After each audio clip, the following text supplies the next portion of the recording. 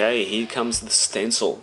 Now, seeing as the cabinet is a bit of a tribute to the old Capcom games and the old Neo Geo SNK games, I figure why not have both the Capcom and SNK logos on the side. So I figured that I'd rig up a bit of a stencil here.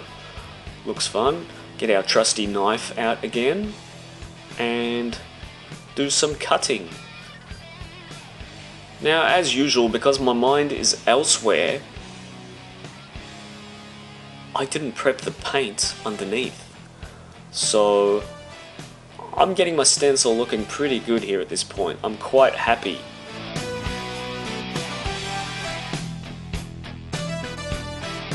And as you can see, some of this old black paint is starting to peel off onto my tape here.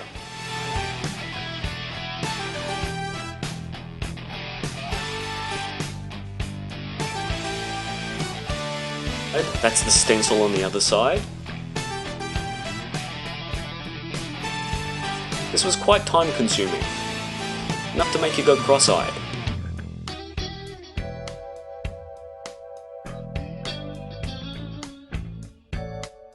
Being a little bit on the lazy side, I should have used spray paint, but instead I used some of this white paint that I had hanging around. Not the best idea, as you will see. So I thought I'd put some Neo Geo-esque red speed stripes down the side. This is all ready to get painted up as well. Just random stripes. And alas, the red paint did not turn out so well. And because my mind was elsewhere, as what happens with life, I forgot to prep the surface underneath. Therefore, you can just scratch the paint away. And all that stenciling that I did was for nothing. Now, I can scratch all the paint off, that's fine, but because I've cut into the wood, there is no way that I can remake the stencil and have it in the exact same spot. Time to get some spray paint. And sure enough, this stuff is beautiful, Rust-Oleum. I've even used this stuff on my car. It bonds to just about anything. It's paint and primer together. It's a quality spray paint. It very rarely drips. It's just great stuff. You can get it in a couple of different colours, and luckily, cherry red was exactly what I was looking for. So our speed stripes down the side here worked out quite well, and it's just a shame that the Capcom and SNK logos turned out the way they did. I was toying with the idea of just keeping them looking like this, like they were retro. I gave myself a few days to think about it. Have a look at the side of the cabinet here. Now, the black paint is starting to peel now. There is no way in hell that I'm going to sand down the whole side of this thing again, like I did 20 years ago, just so I can repaint it. I'm not going to bust my balls here, I'm just doing what I can. I don't want it to look like shit, but I do have better things to do with my time, and this is just a little tiny side project. Just to, how does the saying go? Put lipstick on a pig. I mean, it's one funky looking pig, but yeah. And so that's cool, time to make up some artwork on the computer. I enjoy that. Now, instead of just getting a poster and sticking it on the side here, you can actually buy custom printed decals from a place called Officeworks. Again, their printing department is run by kids, so don't expect too much. I mean, I actually had a person one time resave a high quality piece of artwork into a 60% compressed JPEG, which blew my mind. They didn't know the difference between a BMP and a JPEG. And here's the artwork. It's got a peel off back, so I can just stick it straight on. It doesn't feel like paper, it feels like material, like those material band-aid strips that you can get. Problem is, the young folks that cut this thing to size for me didn't cut it straight. And I've got a few white sections appearing around the edges, which is going to look really bad once it's stuck to something that's black. So it turns out the more you cut this material, the more threads come out. You pull at the material, it just kind of peels the picture off, which is bad. I don't have anything that can cut this stuff. It becomes like frayed material, as you can see.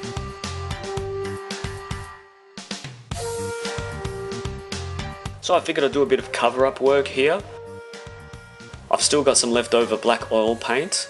I've got a pin, and sure enough, if I poke at these little sections here with that black paint, it absorbs into the poster here, and we have no more white sections. Problem solved. So I thought I'd do some crafty stuff with some leftover foam that I had here. It's got a bit of a shine to it, which is pretty cool.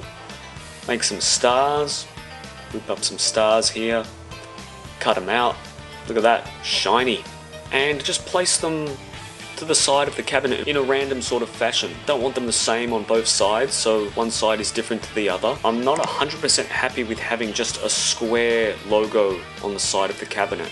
So this kind of creates an illusion. It's not a square anymore, now it's got the star bits on the side. Kind of distracts your eye, so you're not seeing a square picture anymore, you're seeing a different shape.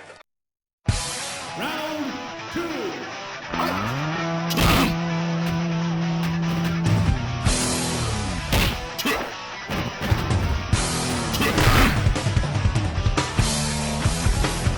Okay, time to put the control panel back in.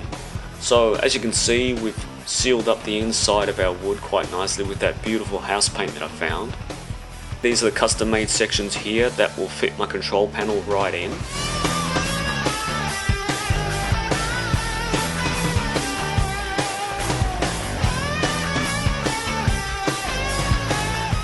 Originally I had chunks of wood lodged between the control panel and the cabinet. This time I'm actually going to put gap sealer in here because, well, I don't think I'm ever going to remove this piece again. If I'm ever going to do a project like this again, I'll be starting from scratch and all this stuff's going to get scrapped anyway. So, time for some gap sealer. This is going to make it solid, like the icing on a cake.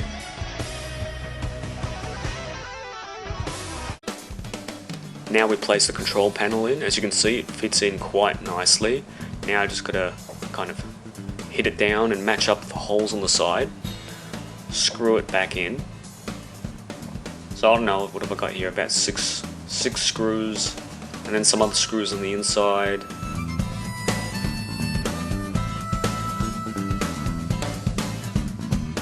And once this gap sealer seals up, it's just gonna be one piece. Beautiful.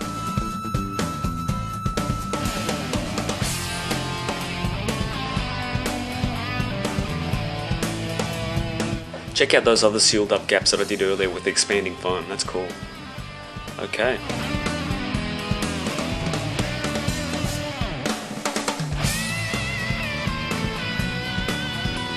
So as you can see, it's all nicely screwed in now. It's very, very solid. I mean, it was solid before as well.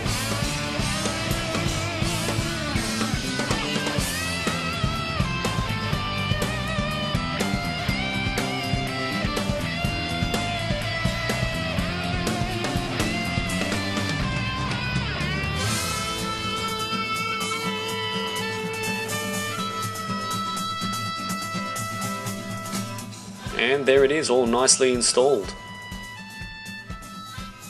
So I've got two triangular off-cut pieces, really scrappy looking pieces here, but they get covered up, that's all cool. One on each side. So those kind of hold the front panel in. Then I just screw it in.